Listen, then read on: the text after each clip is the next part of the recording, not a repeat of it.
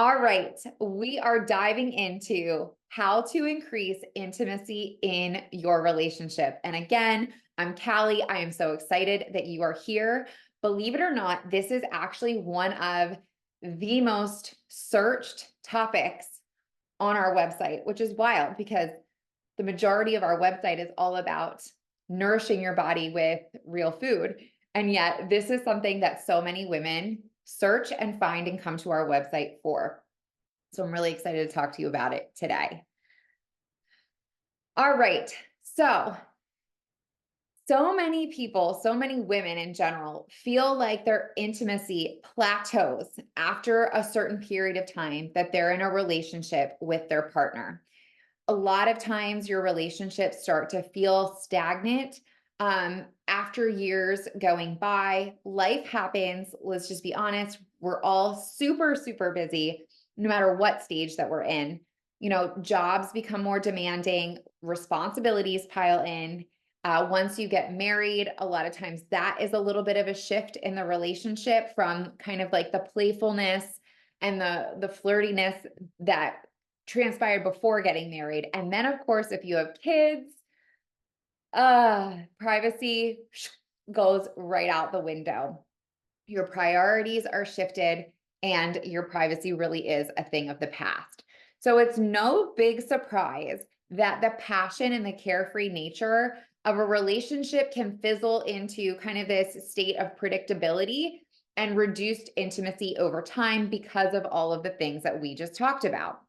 It's easy to get so caught up in the day to day, all the distractions, and kind of forget about holding each other's hands and playfully, chatting about your day or giving a little butt pat or, whatever you previously did when you were dating or when you first stepped into that, initial aspect of the relationship. You kind of forget those things. So here we are to talk about intimacy. When you think of intimacy, and in particular in a romantic relationship, what initially comes to mind for you? Drop it in the chat. I want to hear what everyone has to say. Sex, yes. Sex. Yes, everyone is saying sex. For most people, that is what we think of when we think of intimacy with our partner. But intimacy and sex they're not the same thing. And yes, sex can be an expression of intimacy, but it's not all that there is to it, which is what we're really going to chat about today. So, the best way to really describe and nail down what intimacy is it's really a connection, and it's sharing experiences with your partner um, outside of sex. It's laughing together, it's touching one another, it's taking time to compliment each other and catch up with them at the end of a busy day. But most of all, intimacy is building a sense of trust and emotional connection in your relationship. When you deepen that connection with your partner in an authentic way, and you're comfortable enough to really express yourself and expose your whole self without feeling like you're going to be judged, that is intimacy. But I wish it did, but it doesn't. Intimacy doesn't just happen. It is something that has to be built. And then once it's built, it has to be nurtured. So, every healthy relationship does require a good amount of work. We all know this because relationships, just like life in general, it's tough. You have to work at it. You have to put in the effort. They don't just magically thrive. And it's kind of like the flower that you see over here depicted in this picture where, if you're not watering a flower, if it's not getting the things that it needs to survive, it's going to wilt. It's not going to bloom. So this requires you to really think about your partner's needs as much as you think of your own, and vice versa, to, nurture this relationship once it's built.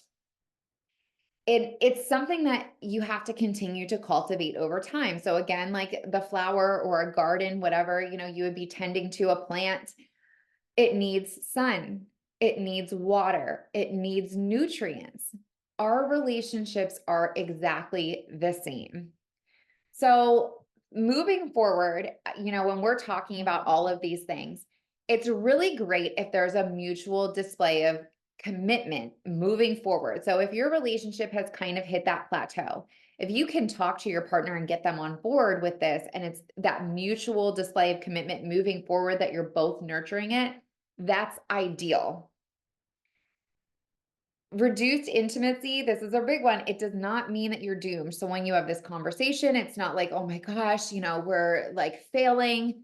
No, it does not mean that at all. As long as you're willing to put in the effort, there's a great chance that you can put in that effort and take the steps forward to nurture your intimacy again and get it back to this thriving, hot, heavy, awesome place.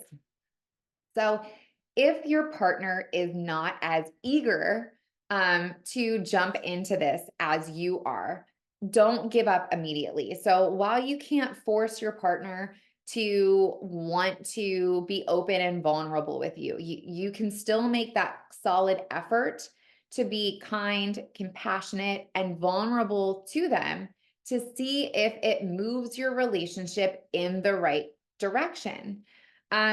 Depending on the current status of your relationship, where you're currently at, what has happened in the past, that's huge. Especially if there's been a violation of trust at all, seeing the rewards and the effects of your efforts could take weeks, it could take months, ladies. So tenacity and patience are really key when it comes to this. You're not going to see overnight changes, just like, for the most part, our relationships didn't, lose that intimacy overnight. It was something that kind of was a slow burn that fizzled out. So we're going to now talk about how to increase the intimacy in your relationship so you can get back to that amazing place that you want to be. This is an ongoing practice. And like I said before, it takes some time to master. There's a few things that you can do though, and you can start today to improve that connection that you have with your partner. And we're going to talk about all of them in just a second. There's 3 types in particular that we're going to chat about today to focus on creating more of an authentic connection and closeness. So you are intimate in all different realms of the meaning. The first one that we're talking about is emotional intimacy. This is the perfect place to start, especially if you have hit that plateau.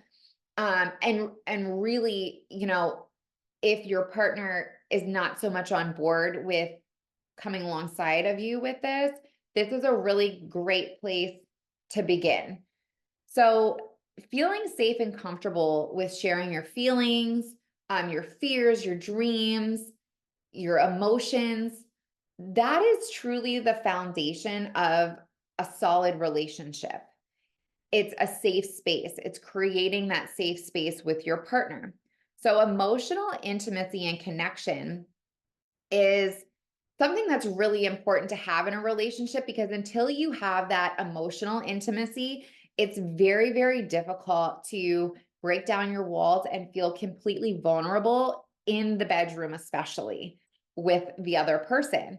And, let's be honest, physical intimacy is a huge part of, relationships as well. But to get there and to be comfortable with that, you need to start with the emotional aspect. Otherwise, it's going to kind of feel icky. So emotional intimacy, I like to say, is like foreplay's foreplay. It's what primes the pump and ignites the desire to become more physical. When you have an intense emotional relationship with someone, it makes you much more willing to and excited about becoming physical with them. So think of your emotional intimacy as strengthening trust together, so you both feel safe enough to let your guard down in all aspects, including the bedroom. Some really great ways to increase your emotional intimacy is to give your partner compliments. And when I say you're doing this without an expectation of them complimenting you back. We're going into this authentically. This isn't about, hey, I'm going to say this to you. I want you to say it back to me. This is what we're trying to nurture and give to our partner. And making an effort to be more open and vulnerable with them. Those are the two really big things and great ways to increase your emotional intimacy: compliments and being more open and vulnerable. Hopefully there's a mutual sense of commitment here.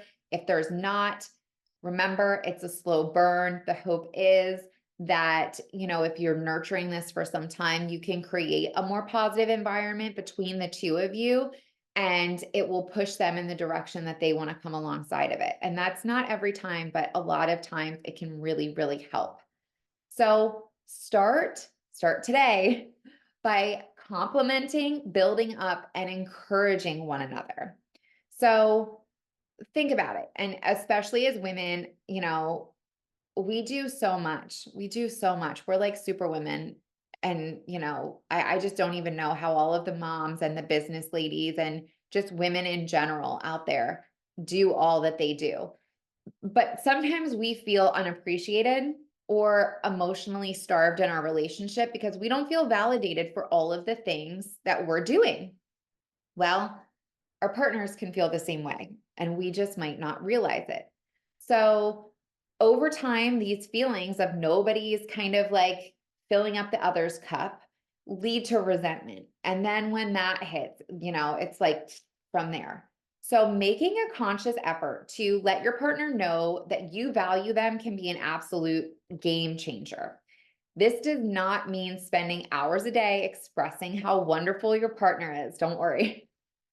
We're focusing on 1 to 2 positive affirmations each day that can completely change the vibe and shift between the two of you over time. Again, it's that slow burn. So you're going to give a compliment or two every day. It's not like in a week you're going to be back to where you were. This could take a few weeks for them to even really feel like, wow, like what's going on? She's been like really nice and complimenting me, and I feel really good. Like maybe I should do the same for her.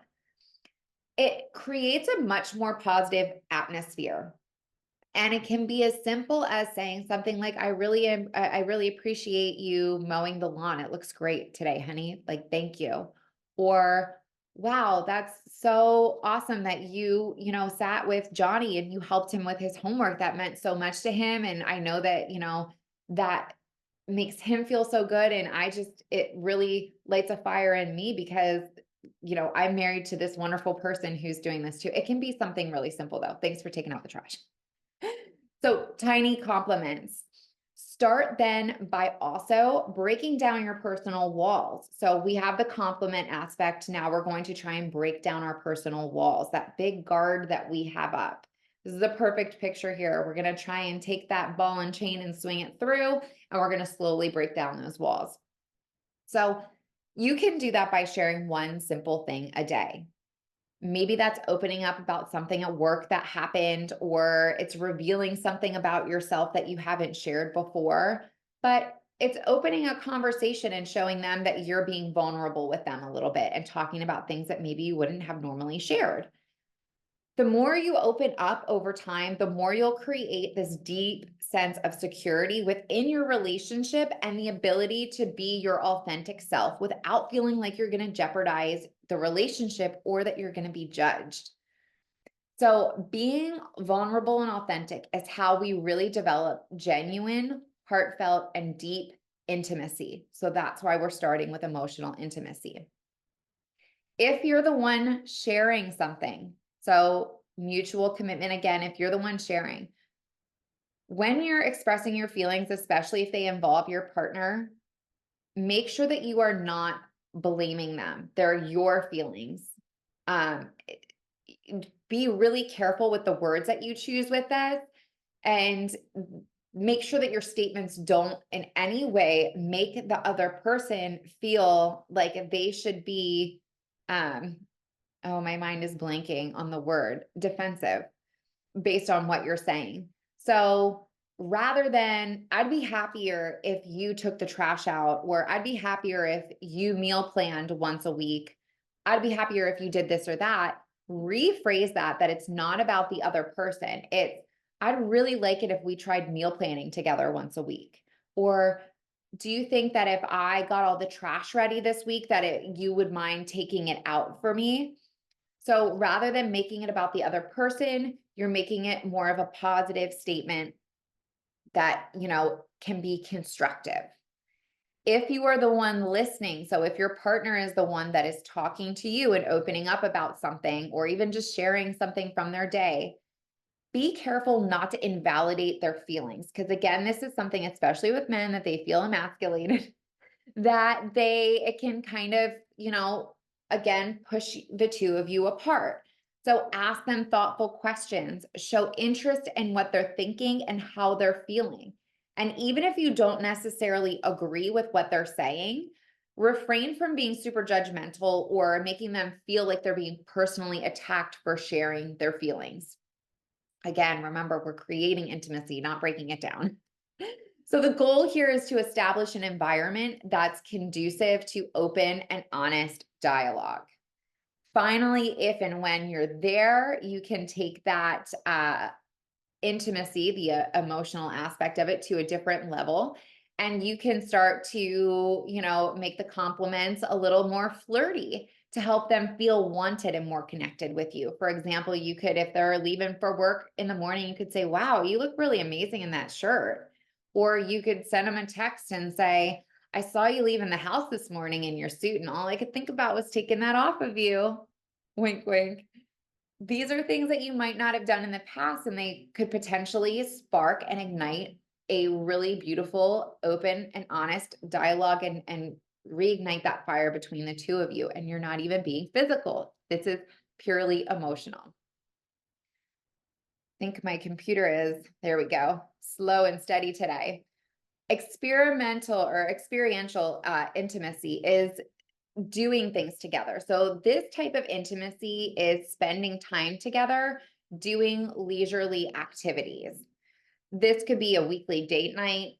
It could be playing cards together. It could be doing things around the house, exercising, new adventures, taking a walk.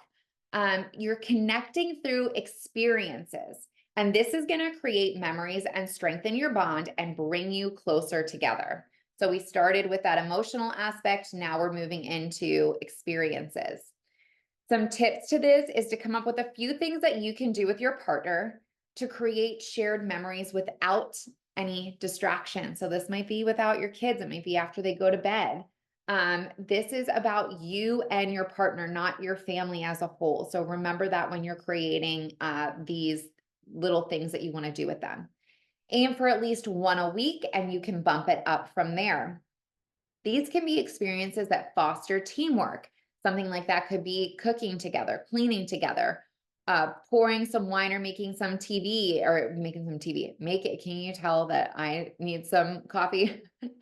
Pouring some wine or making some hot tea and putting on some tunes and just, sitting and talking, actually just talking and, taking it slow with each other rather than being in the rush, rush, rush. It could be things that you both enjoy, dancing, wine tasting. It could be something that pushes the two of you together to try something new, like training for a marathon or going to a cooking class, a climbnasium together. Lastly, it could also be something that really encourages and motivates one another. So the two of you together are going to encourage and motivate each other by doing this. It's a new experience.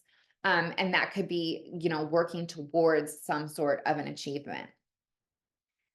Last but not least, we're headed into physical intimacy. And again, this is beyond just sex. This type of intimacy is about touch and physical closeness between you and your partner. What this might look like. It could be touching your partner casually as you pass in the kitchen. This is something that Eric and I do all the time to each other. And it's something I really love. If he walks past me, he'll, touch the nape of my neck, or I'll, rub his back as I walk by. It's little things like that that you can do that really make the other person feel special. It could be holding hands as you're walking around doing something, cuddling up on the couch after a hectic day. And again, start where you feel comfortable with this. If you're not comfortable with saying, "Hey, I want to cuddle on the couch with you," that's okay. Start by just touching them. A good old-fashioned makeout sesh, that's always fantastic, and it doesn't necessarily have to mean sex, but it can. So you're starting where you're comfortable and you're building this physical intimacy. This typically flourishes physical intimacy alongside of or after emotional and experiential intimacy are achieved. So don't rush it. Don't automatically just try and go into the physical part of this. You're starting with those compliments. You're starting with sharing things with them, maybe doing some experiences. Try to cultivate, the sexiness with your partner, both in and outside of the bedroom. If there is some sort of a fear of intimacy, because if you haven't been intimate with your partner in quite some time, let's be honest, it can be a little uncomfortable to step into that. That's okay. First, acknowledge and accept your fear of intimacy. This is, like I said, common. It's more common than you would think. It's okay to feel that way. The trust building process is a slow one. And if you have trouble opening up, or if your partner has a difficult time opening up, start slow with the easy stuff. And if you are the one that has the fear, challenge those negative beliefs that are in your head. You might be thinking, oh my gosh, what if I'm like no good? Or what if he doesn't like it? Or what, all of these things. Challenge those negative beliefs. Say, no, Sammy Sabotage. That's what I've named my negative self-talk. No, Sammy Sabotage, you will not disrupt my thoughts to make me believe that. Replace those thoughts with thoughts about intimacy that are positive. This is where I call this my Aaron Johnson, because that's my silly alter ego name, where it's like, okay, what would Aaron Johnson do? That's, my ultimate, Callie alter ego. What would Aaron Johnson do? She certainly wouldn't be sitting here thinking about if she's going to be good in bed or not. She'd be like, heck yeah, I'm going to be. So challenge those negative thoughts in any way that you need to. Focus on personal growth by engaging in activities that boost your self-esteem and your confidence. And if this is something that you struggle with, we work with women one-on-one to combat this. So please reach out to us if that's an issue. Foster a safe space and a sense of security by listening to one another without judgment or disrespect. So if they're sharing with you, I have a fear of this, I'm feeling this way, don't make them feel bad about it. And stay patient and persistent. And as your trust builds, you'll find it less scary to talk about the difficult stuff, and you'll have more of a desire to become physically intimate. Sometimes additional support is necessary. If these tips and techniques don't help you and your partner get closer, again, this is a slow and steady burn, consider couples counseling for additional support. I want to just be super clear here. Therapy often has this negative connotation, and it is not a weakness to go to therapy. It's amazing that you two are prioritizing your relationship enough to do that. You're being proactive towards improving your relationship. There's no shame in seeking professional help to strengthen your communication and resolve misunderstandings and overcome some of those fears, so that you can go back to building, emotional and experiential and physical intimacy in your relationship. The bottom line with this, ladies, is from letting your guard down by sharing something you may have otherwise held in, to creating memories through experiences, flirting, and making an effort to touch and snuggle with your partner. Elevating intimacy in your relationship is possible as long as you and your partner are willing to prioritize it. That's huge. Remember, we are nurturing the flower. What we can tell you is, by building intimacy outside of the bedroom, your relationship will flourish and your sexual chemistry inside the bedroom will thrive as a result. So stop focusing so much on the sex aspect and focus more on these other things that we talked about to get yourself ready for that step. Generational wellness is our passion at FULLforLife. As you know, if you frequent, the site, read the things, and part of, the Live Full membership is that generational wellness aspect. When you are intimate with your partner, this models a healthy relationship to your children. So you're showing what a loving, supportive relationship looks like. You're building emotional security in them because you're creating a stable environment where they feel safe. It teaches them communication skills and it promotes emotional development because it allows them to understand how to form healthy, intimate relationships in their own lives because they look up to you. As you can see, this is my mom. This is me. We're kind of now at the same stage. I looked up to my mom, and now my girls are looking up to me that same way. So I watched my parents be very intimate in in the emotional aspect and the experiential and in the physical because they always did hold hands. They snuggled with each other, all of those things. And now you can see I'm doing the same thing with my husband. So model it to your kids, nurture it, build it, work on it. Key takeaways from today's session is enhance your emotional connection. So you're sharing your feelings, you're sharing your fears and your dreams very openly. You're creating shared experiences with your partner through activities. You're embracing physical touch outside of just sex. If you need to, seek professional support and remember that your kids are watching you. Your action steps to focus on moving forward with this are to have a conversation with your partner about intimacy. I know that this can be a little uncomfortable, but set aside to discuss what intimacy means to each of you and how you can work together to enhance it in your relationship. Share some vulnerable moments with your partner this week and compliment them once a day. So again, we're starting with that emotional aspect where we're having the conversation. We're going to share one thing, it could be about how your day was, and we're complimenting them. Plan a date night if you can. This might be the following week, really focus on 1 through 3 here, but date nights are really important to, have that experiential, experiential connection as well. I promise that it will get easier with practice. I promise. All right, we're going to wrap things up. As always, focus on these action steps moving forward. Like I said before, you are not alone in this. This is the number one thing that is bringing people to our website, the article that we have on intimacy, which is crazy because our entire, premise of what Full for Life is nourishing your body from the inside out, mainly with real food. So the fact that this is, a really big hit on our site just goes to show that we're all in the thick of this together. And so many of us are experiencing this plateau. So take these action steps, take a screenshot of it quick so you know what to be working on. Cheers to a healthy lifestyle and living full for life. I hope that you have a beautiful day.